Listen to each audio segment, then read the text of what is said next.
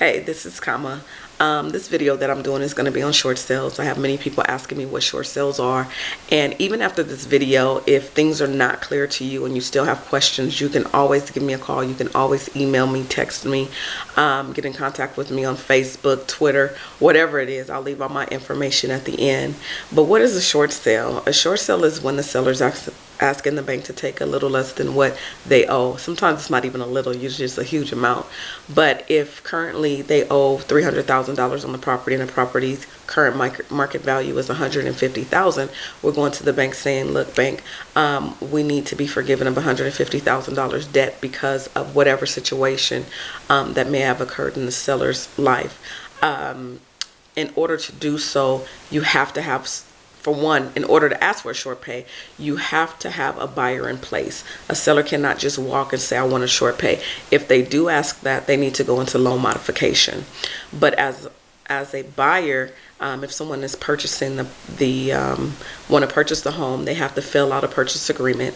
They have to have it presented to the seller. The seller still has to sign off on the purchase agreement. So the purchase agreement has to be fully executed before we can even move forward with the banks. Banks will not look at a short sale without a buyer that is, willing and able to purchase the property. Banks usually take anywhere from 10 days to 3 months, depending on the bank, sometimes longer. That's the average today, but sometimes things can take longer. Nothing is promised. As far as short sales go, they do not have to take a short pay on the mortgage. When I say they, I mean the mortgage company. It's up to them. It's their call. What they're doing is, once they get all the paperwork that's needed, and I will have that paperwork available if you're interested, but usually a bank will need the following in order to move forward. They need a listing agreement, they need a purchase contract, a copy of the buyer's proof of funds. They would need 1 to 2 years of the most recent tax returns, 2 most recent paycheck stubs if they have it, any unemployment paperwork if they have it, a letter of hardship, and also a letter of authorization authorizing whomever is going to be the person negotiating the short sale with the bank. That's usually standard with most short sales. However, you have to call your bank. Every lender is different. Sometimes they have their own paperwork that needs to be filled out as well. But during this process, once everything is collected, the bank goes over the paperwork, and then they normally would send out someone to do an appraisal or a BPO on the property, giving them what they feel is the current market value of the property. So if we say the current market value is $150,000, an offer comes in, let's just say at $125,000, the bank would look at that. They'll look at the appraised value, and they'll decide if they want to take the $125,000, or if they want to come up and say, okay, I'll take we want $150,000 because this is what we're showing to be the appraised value. But it all depends on the bank. Now, mind you, in the money that is asked from the bank to take, if it is $125,000, in that includes any fees that the buyer is asking for. So if they're asking for closing costs or home warranty or whatever the case may be, it will be included into that price that they offered. Also, sellers, you do not and you should not ever have to come out your pocket to pay someone to do a short sale.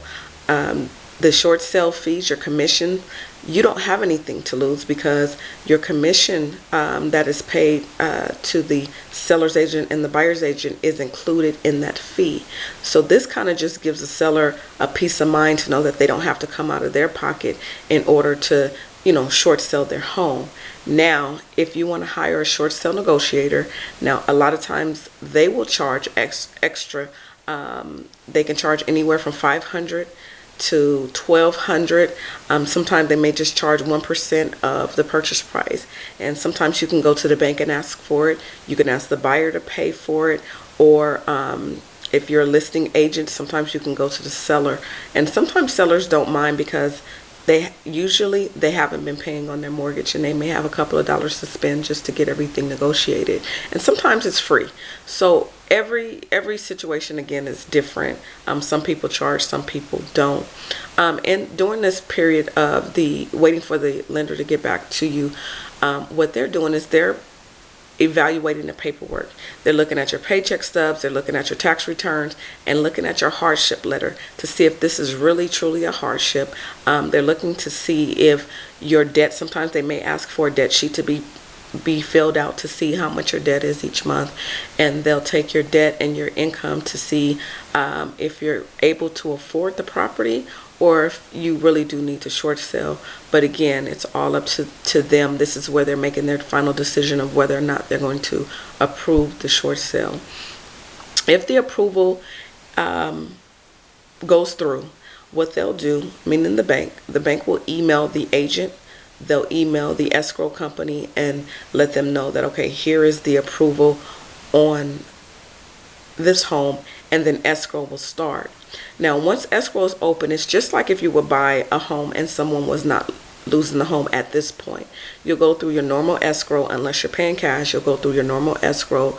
You'll go through your normal approval and everything from your lender, and escrow can close within whatever time allotted by the bank. Now, the bank chooses a time. They'll give you 30 days. They'll give you 45 days. Normally, it's 30 days.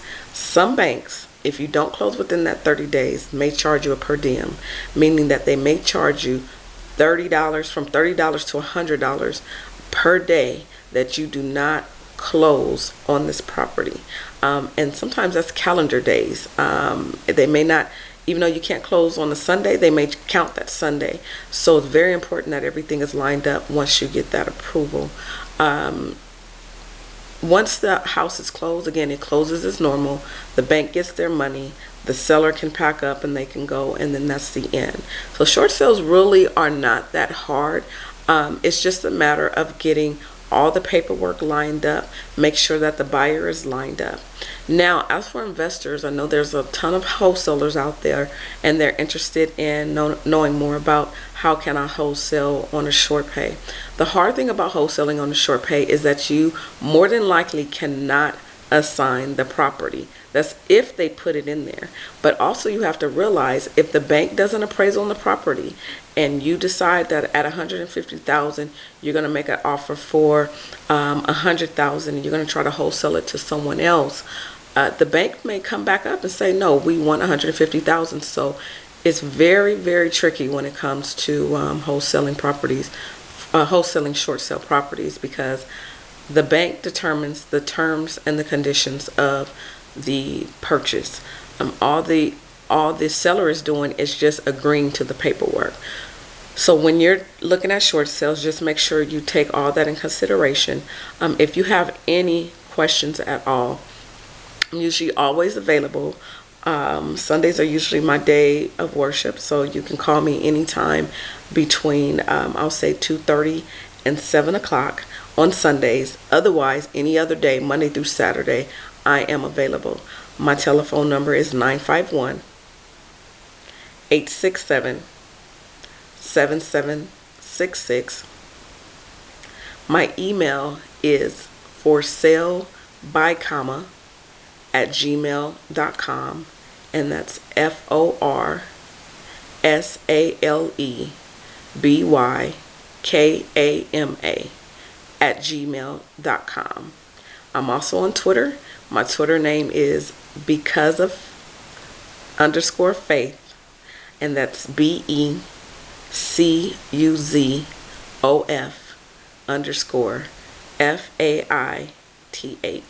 So you can follow me on Twitter.